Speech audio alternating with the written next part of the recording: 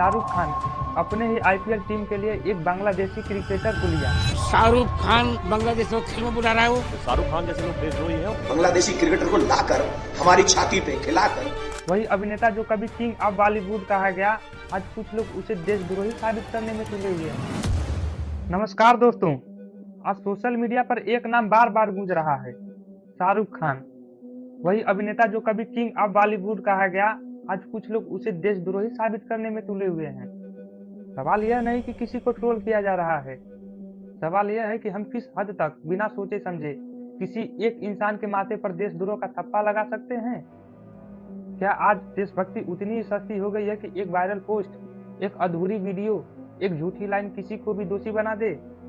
दरअसल पूरा विवाद उस वक्त शुरू हुआ जब सोशल मीडिया पर यह दावा फैलाया गया कि शाहरुख खान अपने ही आईपीएल टीम के लिए एक बांग्लादेशी क्रिकेटर को लिया और इसी वजह से वह देश के खिलाफ खड़े हैं।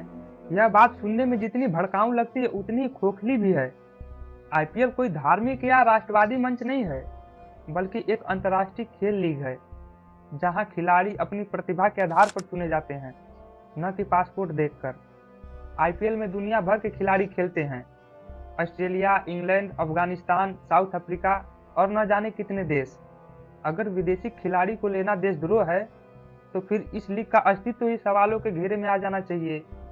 लेकिन सच्चाई यह है कि शाहरुख खान अकेले कोई खिलाड़ी नहीं चुनते। यहाँ एक पूरी मैनेजमेंट टीम होती है, कोच होते हैं, बीसीसीआई के नियम होते हैं और नीलामी की एक पारदर्शी प्रक्रिया होती है। इसके बावजूद भी गुस्सा सिर्फ एक इंसान पर निकाला जाता है, क्योंकि भीड़ को तर्क नहीं चाहिए, उसे एक चेहरा चाहिए जिस पर वह अपनी नाराजगी उतार सके। शाहरुख खान के पूरे करियर को देखा जाए तो यह कहना बहुत मुश्किल है कि उन्होंने इस देश के खिलाफ कुछ कहा या किया हो। स्वदेश जैसी फिल्मों में उन्होंने उस भारतीय की कहानी दिखाई जो विदेश में रहते हुए भी अपने देश की मिट्टी से जुड़ा रहता है।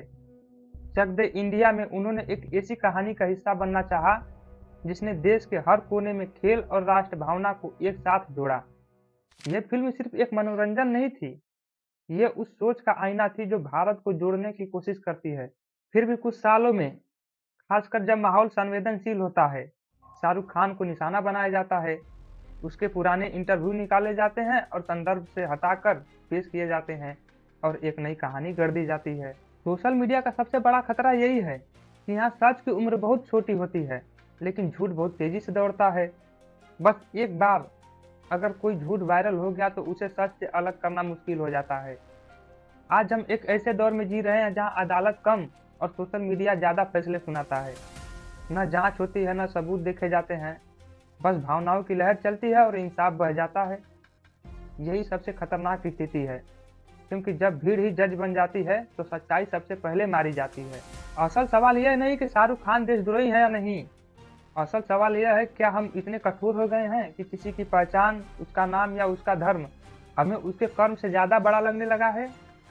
देशभक्ति न गाली देने से साबित होती है और न ही किसी को नीचा दिखाने से। देशभक्ति उस सोच में होती है जो समाज को तोड़ने के बजाय जोड़ती है।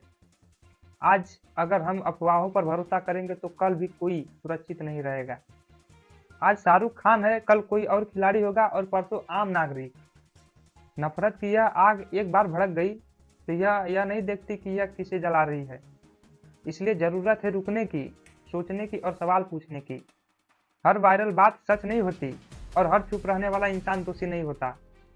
एक मजबूत देश वही होता है जहां लोग तर्क से सोचते हैं, न कि भीड़ के शोर से चलते हैं। शाहरुख खान को देशद्रोही कहना आसान है, लेकिन सच को समझना थोड़ा मुश्किल और शायद आज सबसे बड़ा जरूरी भी। अगर यह बात आपको सोचने पर मजबूर करे तो इसे आगे बढ़ाएं, क्योंकि आज सवाल शाहरुख खान का नहीं है, सवाल हमारी सोच का है। धन्यवाद। अपनी राय कमेंट में ज़रूर दें।